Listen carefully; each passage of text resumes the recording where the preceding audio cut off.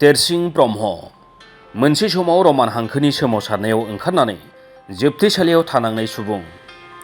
क'क्राझार जिल्लानि दतमा ओनसोलनि गेलागुरि गामिनि तेरसिं ब्रह्मआ रमान हांखोनि सोमावसारनायाव गोबां खस्थ' मोन्दोंमोन होनना फोरमायनानै जोंखौ खुंथायाव थानाय गिदिर गोलावफ्रा बावनानै थानाय बायदि सिरियै थादों। जोंखौबो मान होनांगोन, जोंबो सोमावसारग्रासो। राङारि अनसुंथाइ होआब्लाबो आर'नाइ गांसेजों जोंखौ मान बावजानो लुबैयो होनना बिथाङा फोरमायो। फोरमायनोथ' बेनो जोंनि जेलखौ जादों, बिराद खस्थ' मोनदों। गावजों गावनो ओरै आथिं ओरै खर' जालायनाय बायदि उन्दुनांदोंबो। आरो जों जेल सिङावनो बिसिनि ओंखाम ओंख्रिफ्रा जाजाया।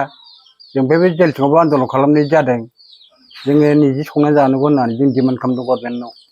उनाव होदों जोंनो। बिदिनो अनेक खस्थ'जोंनो सोलिबोदों आरो। रमान स्क्रिप्टखौ माने जोङो उननि थाखाय गथ'आ रोंना लानांगौ, गियान बेबथि जानांगौ होननानै जोङो बेखौ डिमान्ड खालामदों। प्रमद बर'आ बिथाङा दानि रायजो गोदान सालायग्रा बिथाङा अननानै होयोबाथ' जोङो नाजावनानैबो लागोन जोङो। दा जोंखौ बिथांमोनहा बावनाय बायदि थादों सिरिनो।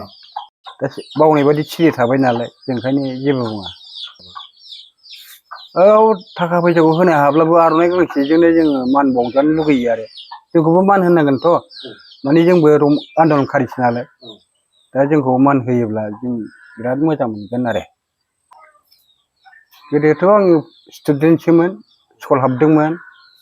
स्कुल हाबनानै हाबबोबाय, ओमफ्राय बे रमान स्क्रिप्टआवनो जेल जानायावनो बेवहाय थाबोनांबायना आङो। ओमफ्राय बिदिनो थानानै बायदि रोखोम मावबाय आङो। सानजाबो थांदों खामारथिंजाय, ओरैबो फैफिनदों। दा बिदिनो ओमफ्राय धोरोमाव नांथाबबाय आङो। मेसेज होनांगौआथ' आं मा मेसेज होबावनो, दा बेनो माने हारिखौ बोखांनांगौब्ला जांख्रियाबो जाया नालाय। हारिखौ मारै फोजानांगौ होमबासो जों फोजाखांबासो बै उननि मानसिया मिथिगोन। दा आंजों लोगोसे मेरला गोरों दङ। उपेन दामोन दं, आरो सिला दामोन दं, आरो मोजां मानसियानो दंमोन जोंजों।